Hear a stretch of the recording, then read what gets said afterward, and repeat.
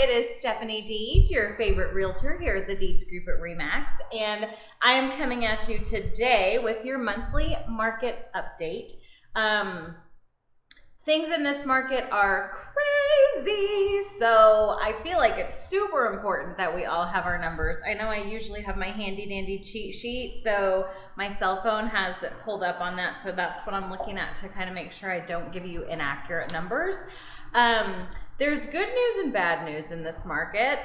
If you are a homeowner or a seller, the news is fantastic. Your average price point in Tarrant County, this is crazy. At this time last year, the average price point in Tarrant County was $293,000. Right now, it is $340,000. It has gone up $47,000 in 12 months. That is crazy. Can I just tell you that when I started selling real estate almost 9 years ago, do you know the average sales price in Tarrant County was like $170,000? So that's crazy. So we've gone from $293,000 to $340,000 in Tarrant County. Johnson County has also seen a $40,000 increase. Ellis County has gone up about $11,000. Dallas County went from $351,000 to $462,000. That's over $100,000.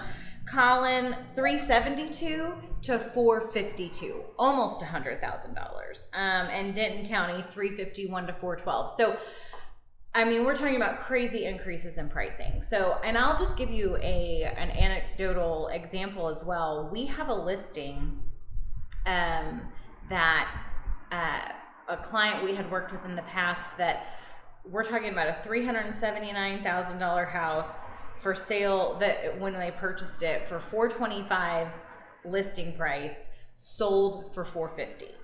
Okay, so in 12 months, they almost made $100,000. I mean, obviously you've got fees and different things that kind of take out of those proceeds a little bit, but the increase in value is just bananas. It's bananas. So the concerning number, though, when I say good news and bad news, the concerning number, the bad news is there are not enough homes for sale. At this time last year, there were almost 19,000 homes for sale. Right now, there's 7,300. So I'm not a mathematician, but I know that that is less than half. So, I mean, it's just crazy how little we have on the market available for people right now. So 7,300 homes is what's for sale. Now, if you look at the number of closed sales, what I've thought has been so interesting over the last several market updates I've done, we've had low inventory, right? We've had half the inventory that we had, last year. That has been a common theme of the last several market updates. But the number of closed sales has continued to go up. Okay, so even though we didn't have very much inventory, we still were having more closings because there was enough properties. Now, this is the first month I have noticed a decrease in the number of closed sales.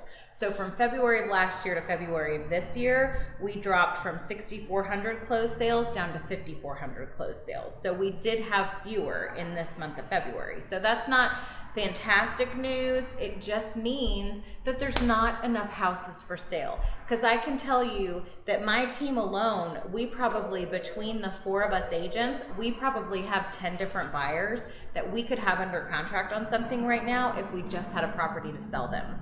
I personally have a buyer. I have literally written 3 offers for them, and this sounds really bad. I'm pretty good at my job. I know how to write a competitive offer. I know what we need to do to be in the top of the stack. We've been in the top of the stack every time, but we haven't been the one that was chosen. So that really stinks. But more good news is average days on market has come down quite a bit. February of last year, it was up to 48, and Tarrant County, we're down to 29. So everybody's days on market, every county has come down from where it was last year. So there's your market update. There is the information that you're always looking for when I jump on here with the monthly market update. I do just want to point out, by the way, our RE/MAX office did not did not escape Snowvid.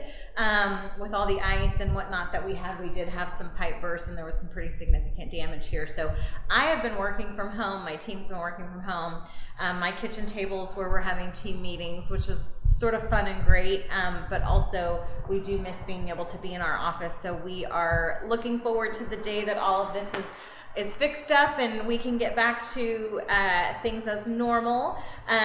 But in the meantime, keep us in your thoughts and hope that, and fingers crossed that that all this gets repaired. And if you are dealing with any of these types of things, let us know if we can help. We do have some contacts with contractors and plumbers and different things. So if you need something, just let us know. All right. Hope you have a wonderful weekend, and I will look forward to talking with you soon. Thanks so much.